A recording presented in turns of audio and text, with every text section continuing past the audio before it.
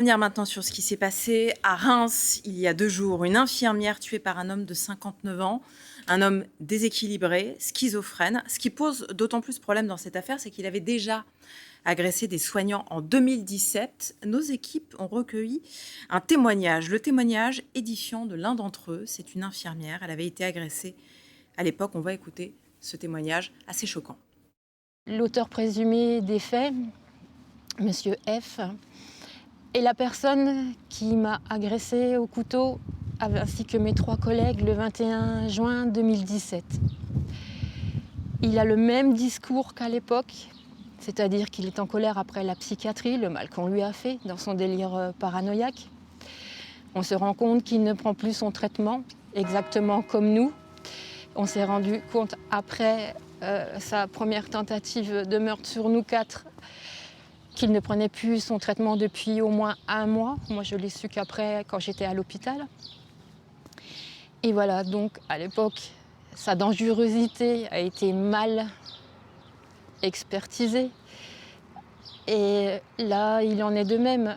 Après notre agression, il a été 1 an en UMD, à Châlons ou à Reims, je ne sais plus. Et c'était notre hantise à mes collègues et à moi. C'est que le jour où il sort, il recommence. Parce qu'il était déjà contre la psychiatrie, contre le traitement. On s'était dit, il va forcément arriver un jour où il va recommencer à plus le prendre. Et il prenait correctement, au bout d'1 an, son traitement. Donc, il est sorti du MD. Je pense qu'il y a eu un suivi, mais il y a une défaillance quelque part encore cette fois-ci. Il serait resté plus longtemps, voire à vie, le drame ne serait pas arrivé. On ne connaît pas les antécédents de la personne. Une personne qui est à l'ESAT, si elle a commis un meurtre avant, on ne le sait pas. On ne sait pas forcément, on ne connaît pas forcément le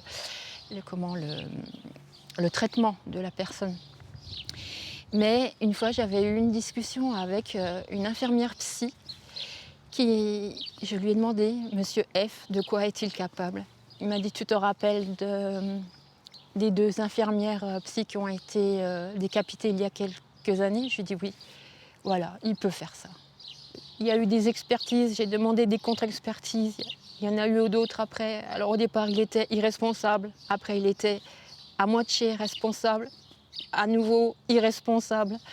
Donc depuis 6 ans, donc pour notre agression à nous, notre agression qui a été qualifiée de tentative de meurtre, il n'y aura pas de jugement parce qu'il est irresponsable, mais on doit passer en appel. On attend l'appel depuis presque 1 an. On n'avait pas de nouvelles depuis juillet 2022. Là, ce matin, notre avocat de Reims m'a téléphoné en me disant que nous passons en appel vendredi matin. Tout se débloque. Mais voilà. Et j'ai mal pour la famille de l'infirmière parce qu'ils vont vivre ce que nous on vit depuis 6 ans. Et c'est long. C'est très long. Nos invités pour en parler ce soir. Pierre-Henri Bovis, bonsoir. Bonsoir. Merci d'être avec nous. Vous êtes avocat pénaliste au barreau de Paris. Avec nous également Stéphane Amar. Merci d'être resté avec nous, docteur en psychopathologie et psychanalyse. Avec nous également Karim Amri. Bonsoir. Directeur d'hôpital et auteur d'un rapport sur les violences en milieu hospitalier. D'abord, avant de rentrer dans le détail de cette affaire, votre réaction, petit tour de table, à ce témoignage édifiant qu'on vient d'écouter. Oui, c'est un témoignage poignant qui nous rappelle que ces violences ne sont pas isolées et qu'elles génèrent une souffrance sur un processus qui est très long, on voit bien, et qui n'est pas facile à gérer. En tout cas, on remarque, on discutera, mais qu'il y a quand même des points communs, des similitudes avec d'autres faits divers terrifiants. Donc la question, effectivement, de la sécurisation des structures de santé, au sens large, parce que là, c'est un ESAT, en l'occurrence. Alors, c'est quoi exactement ? C'est un établissement spécialisé par le travail, pour des personnes qui ont une déficience plus ou moins légère, voilà. Mais qui peuvent avoir aussi, après, un passé un peu lourd, comme le rappelle la jeune, la dame qui a témoigné. L'infirmière, ouais. L'infirmière. Donc voilà, oui, on peut être que sidéré par ce témoignage qui, effectivement, est parlant à plusieurs égards. Stéphane Amar. Oui, ça pose la question redondante maintenant de la récidive, de la prévention, des limites de la prévention, mais aussi des choix que l'on fait et des moyens qui sont toujours plus déficitaires au fur et à mesure du temps en matière de psychiatrie. Donc on voit bien que là, en effet, en arrière-plan, on a une personne malade qui passe à travers les mailles du filet et qui récidive, et malheureusement de façon meurtrière. Maître, c'est vrai que cette question de la récidive, elle est posée ce soir. Forcément, quand on entend ce témoignage, on se pose la question, mais pourquoi cet homme était dehors aujourd'hui? Même s'il faut prendre évidemment ce témoignage avec des pincettes et avec du recul. Ouais, ce témoignage est très poignant et surtout il soulève une vraie difficulté qu'on peut rencontrer d'ailleurs dans plein de dossiers, c'est l'incompréhension. C'est l'incompréhension même du système judiciaire. Comment un individu, et c'est la question d'ailleurs que se posent tous les Français qui voient ce fait divers très grave, c'est comment cela fait-il qu'un individu qui commet un fait en 2017 passe devant la chambre d'instruction en 2023 parce que justement le juge d'instruction a saisi en 2022. Déjà, c'est 5 ans après. 5 ans après. C'est juste sidérant en termes de délai. Et les justiciables, malheureusement... Ça, c'est un problème chronique. C'est un problème chronique. Et lorsqu'un individu rentre dans le système judiciaire, qu'il devient justiciable, se rend compte à quel point, et pardon, j'emploie des mots forts, la France se tiers-mondise en matière de justice. C'est afférent de voir les délais qu'on peut avoir, même d'ailleurs à la Cour d'appel de Paris. Et en matière de soins. En matière de soins également, mais la Cour d'appel de Paris, la Cour d'appel d'Aix-en-Provence, on fait plein de cours d'appel, la Cour d'appel à Bordeaux. On a des délais sur d'ailleurs des délits de droit commun, on est sur 2 à 3 ans déjà. C'est-à-dire que vous avez des justiciables, et j'ai une pensée très émue pour cette infirmière qui témoigne, qui a vécu là un drame. Je parle de celle qui a témoigné, qui voit justement des années passées, en plus, du coup, pour aboutir à une responsabilité pénale, on en reparlera après, mais qui voit des années après, justement, peut-être le bout du tunnel. Ce n'est pas acceptable. Et aujourd'hui, pour que les téléspectateurs se rendent compte, en France, on a 10 magistrats pour 100 000 habitants. C'est à peu près le ratio.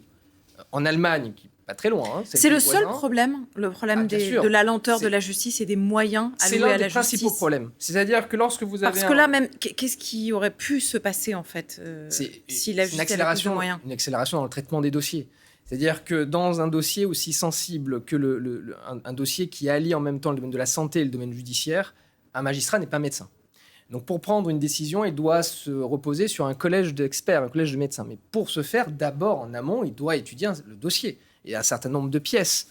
Là, on parle vraiment en termes de judiciaire, hein, avant de s'adresser à un collège d'experts. Mais il doit voir si effectivement l'individu peut avoir son discernement altéré au moment des faits.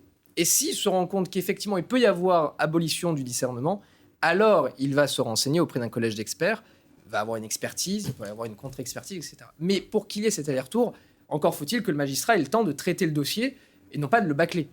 Et pour traiter le dossier, il faut qu'il y ait plus de magistrats pour que justement on puisse avancer au mieux dans la machine judiciaire.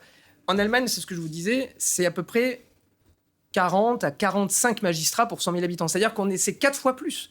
Et la moyenne européenne, on est à 30 et quelques. Donc la France est loin derrière. Avec 10, c'est ça. Avec 10. 10 je crois que maintenant, on est monté presque à 11. Allez, 10,8.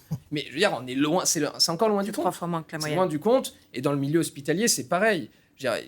J'entendais aujourd'hui un de vos confrères qui témoignait pour dire qu'aujourd'hui, dans certains hôpitaux, les urgences ferment la nuit parce qu'il n'y a pas assez de médecins.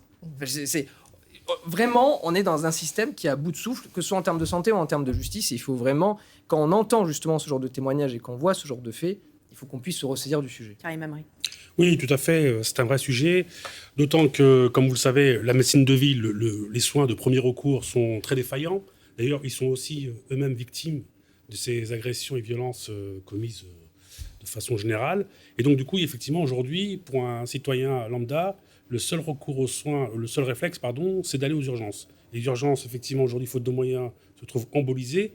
Et quand on fait une analyse un peu plus précise des motifs des agressions qui se font à l'hôpital, on s'aperçoit que 50% d'entre elles concernent un problème de prise en charge. Mais là, pardon, il était quand même suivi médicalement, cet homme-là. Il avait arrêté de prendre son traitement.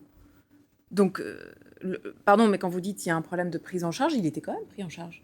Alors, après, il y a différents cas, bien entendu. Bien sûr. Mais force est de reconnaître que lorsqu'on permet un accueil et une prise en charge de qualité, effectivement, il y a un niveau de tension qui baisse automatiquement. Ça, c'est prouvé, etc. Donc là, aujourd'hui, le risque, et je le dis sans problème, le risque de violence va aller crescendo, compte tenu de ce qu'on vous a rappelé en matière de paupérisation de l'offre de soins. Ça, c'est le premier point. Vous avez des chiffres? Ah oui, tout à fait, je vais en venir. Et le second point par rapport à ce patient, si les structures de santé mettaient en place ce qu'on avait déjà préconisé dans le cadre des plans de sécurisation d'établissement qui étaient élaborés à travers les forces de l'ordre, dans le cadre des attentats, eh ben, on aurait peut-être aujourd'hui des hôpitaux qui seraient un peu plus sécurisés. Cette personne n'aurait pas pu accéder à des locaux qui sont réservés à des vestiaires. Aujourd'hui, la seule organisation qui existe dans le pays où on peut rentrer par des secteurs logistiques, par des secteurs administratifs, etc., ça reste l'hôpital. Ce qui n'est pas du tout normal. Un hôpital, d'autant plus un hôpital... Mais jusqu'où sécuriser l'hôpital? C'est une question aussi. Eh ben, Alors, jusqu'où... Le problème, c'est qu'on ne peut pas mettre effectivement de policiers derrière chaque médecin. Ça, c'est évident. Mais en revanche, en termes de prévention, là, il y a un vrai sujet qui se pose. C'est-à-dire que cet individu qui a agressé 4 personnes a été placé en UMD. Ça, on l'a appris, on ne le savait pas avant, et tout le monde se posait la question de pourquoi, justement, il n'était pas sous contrôle judiciaire. Bon. Il se trouve qu'il était en UMD. UMD? En unité médico... Malade difficile. Malade Pardon, difficile. Exactement. Donc, c'est-à-dire, c'est une privation de liberté, mais en milieu hospitalier. Mais comment cela se fait-il qu'au bout de 2 ans, ils ressortent? C'est une des questions à laquelle le procureur de la République n'a pas répondu aujourd'hui. Et qui pourtant se pose. C'est-à-dire qu'un individu qui prend un certain niveau de dangerosité, puisqu'il a agressé 4 personnes, se retrouve 2 ans après, donc après être passé en UMD, libre. Avec certains, Alors, évidemment, un suivi. L'avis du un psy, traitement, comment c'est possible? un suivi médicamenteux. J'ai envie de dire que là, on est sur différents niveaux. C'est ça. Encore une fois, il y a la question de la sécurisation des lieux de soins. Ça, c'est une chose. On sait aujourd'hui que ce sont des lieux d'expression de la violence. On le sait depuis un certain nombre d'années. On m'a demandé, pour une revue infirmière, d'écrire sur la violence adressée aux soignants il y a déjà plusieurs années. Et ça datait déjà de plusieurs années. Donc, on le sait, et pourtant, on ne fait rien. Je ne dis pas qu'il faut mettre la police devant les entrées de l'hôpital, mais il y a peut-être quand même des situations, des solutions intermédiaires à mettre en place, à réfléchir en tout cas. Encore une fois, moi j'avais été victime à l'hôpital, en tant qu'hospitalier, de menaces de mort. J'ai fini par refuser de recevoir des enfants dans mon bureau, tout simplement parce que la seule demande qu'on fait à l'entrée de l'hôpital, c'est le pass sanitaire à l'époque. Bon, ça paraît léger quand on a une Kalachnikov dans le sac. Voilà, ça c'est une chose. Mais après, ce dont vous parliez, c'est aussi la question après encore une fois, de la prédiction. Un malade en UMD, s'il se présente bien pendant un certain temps, eh ben on va essayer d'évaluer sa capacité à rester dans cette stabilité-là. Et si il est stable, eh bien, effectivement, on va le libérer. C'est une question. C'est une question puisqu'on voit aujourd'hui à quel point on est confronté à des récidives. Et ça, pardon, c'est une personne qui décide? C'est un psy ou c'est un ensemble de psy? Non, en général, il y a un médecin référent, mais... Mais là, en j'ai cru effet, comprendre que dans cette affaire, le médecin référent considérait qu'il était capable Normalement, c'est au moins 2. de sortir. Hein. Mais Qu'il y ait au moins 2 certificats, Oui. normalement. Mais on peut dire que c'était probablement fondé. Le problème, encore une fois, c'est qu'on confond l'évaluation à un moment donné avec la prédiction. Et je pense que là, c'est une vraie confusion qui laisse un vide, finalement. En effet, est-ce que l'on peut prédire? Ça, c'est une question qui n'est pas résolue à ce jour, qui n'a pas de réponse toute faite pour toutes les situations. Est-ce que les médecins le personnel soignant est ciblé parce que personnel soignant? Alors ça, je le pense pas, je ne crois pas. Parce que je l'ai entendu dire par-ci par-là. Ce qui est effectivement aujourd'hui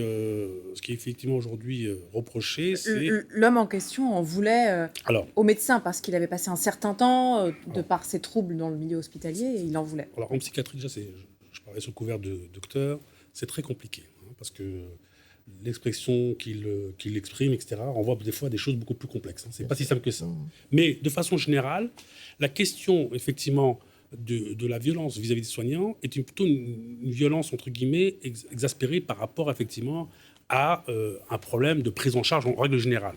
Le côté soignant en tant que tel n'est pas aujourd'hui un chiffon rouge qui serait agité pour, effectivement, exciter tous ceux qui seraient violents. Même si, dans certains cas, compte tenu de ce qu'on sait, à savoir le seul, c'est souvent les derniers, on va dire, les dernières possibilités pour quelqu'un qui serait désœuvré d'avoir une prise en charge, etc. Et il y a beaucoup d'attentes, il y a beaucoup, effectivement, d'espoir. Et quand c'est défaillant, effectivement, il y a une colère aussi à la hauteur. Ouais. C'est quand même un lieu. C'est quand même un lieu d'expression de la souffrance. C'est là où on vient quand on n'est pas bien. C'est là où on vient quand on est malade. Donc même si ça n'est pas très clair dans l'esprit de certaines personnes psychotiques, en l'occurrence, ça n'est sans doute quand même pas par hasard que cette violence est croissante dans ce milieu-là. Je pense que même si ça ne s'adresse pas spécifiquement aux soignants, n'empêche que c'est un lieu qui s'y prête, on va dire, dans la mesure où on vient là lâcher un petit peu son désespoir ou sa vulnérabilité. Maître Bovis. Je vais être un peu plus pessimiste, mais je pense qu'au contraire, tout ce qui aujourd'hui représente l'État, donc c'est-à-dire tout ce qui est institutionnel, est pris pour cible. Les élus, les profs, c'est ce qu'on voit on dans le voit l'actualité, d'ailleurs dans les faits divers, les élus, les profs, les pompiers sont aujourd'hui maintenant pris pour cible. Lorsque d'ailleurs même ils interviennent pour éteindre un incendie, ils sont pris pour cible. Et les médecins, les infirmiers, par exemple les pompiers, je bascule sur un autre fait divers, mais qui a tout autant marqué les esprits. Cet accident de la route causé par une voiture qui roulait en sens inverse. Vous savez, on est à Villeneuve-d'Ascq. Lors de l'accident, les pompiers interviennent et se font insulter et menacer de mort par l'un des survivants. Je veux dire, on marche sur la tête. Je veux dire, on n'a plus aucun sens. Et aujourd'hui, donc tout ce qui, à mon avis, représente aujourd'hui l'État, donc cette partie institutionnelle, est pris pour cible. Et je pense que justement, les médecins en font partie et le milieu hospitalier en fait partie. Ce qui est une aberration, parce que comme vous le dites à juste titre, les médecins sont là pour vous soigner. Ils ne sont pas là pour juger, ils ne sont pas là pour apporter un point de vue politique ou autre, ils sont là pour vous juger, pour vous accompagner et pour essayer de vous sortir de l'embarras dans lequel vous êtes. Et pour autant, ils sont pris pour cible, et pour autant, ils sont attaqués directement. Je pense que dans l'inconscient, d'une certaine manière collectif, ils sont des lieux, des réceptacles de la souffrance, de la colère, etc. Bien sûr. Et qui peuvent mener justement à ces Et ce qui est dangereux, c'est que d'ailleurs, justement, quand un individu qui arrive et qui peut souffrir, alors là je parle sous le contrôle de médecins, mais qui peut souffrir justement de troubles, qui vient aux urgences et qui peut attendre 3, 4, 5, jusqu'à 6 heures, peut être amené à avoir des bouffées délirantes et là commettre l'irréparable. Je dis ça parce que je me permets de me soustraire à un médecin, parce que j'ai eu un dossier un peu similaire, justement, où un individu qui souffrait déjà en interne est allé aux urgences, a attendu pendant des heures, et juste a pété les plombs. Pété les plombs et a commis l'irréparable en tabassant un soignant. En 30 secondes, quelle piste pour améliorer cette situation, cette sécurité des soignants ? Tout simplement, déjà, travailler sur ce qui existe déjà, à savoir les plans de sécurisation d'établissement, c'est-à-dire les rendre effectifs par des contrôles d'accès, essayer d'avoir une porte d'entrée, une seule porte de sortie. Je tiens à dire quand même que cette question de la sécurisation existe déjà dans les hôpitaux psychiatriques. Dans un hôpital psychiatrique, vous ne pouvez pas rentrer n'importe comment. Vous n'avez qu'une porte d'entrée, une porte de sortie, et vous devez décliner votre identité. Il y a un sas de sécurité, oui. Ah oui, complètement. Donc l'idée de la sécurisation des établissements de santé, c'est un dogme idéologique, mais quand on en avait parlé à l'époque pour l'école, maintenant aujourd'hui les établissements sont tous sécurisés et ça marche bien, et bien effectivement, l'école est un lieu pour enseigner, l'hôpital est un lieu pour soigner. C'est tout simple. Et donc, du coup, il y a aussi la partie informatisation, c'est important. On pourrait aussi mettre en place, comme certains syndicats l'ont fait, des délais d'attente qui seraient disponibles en ligne pour pouvoir effectivement aussi apaiser ce côté attente, mettre prise en charge, etc. Voilà. Donc, il y a des moyens technologiques qui existent, mais il faut les mettre en place de façon effective. Merci beaucoup à tous les trois d'avoir participé à cette discussion ce soir. Et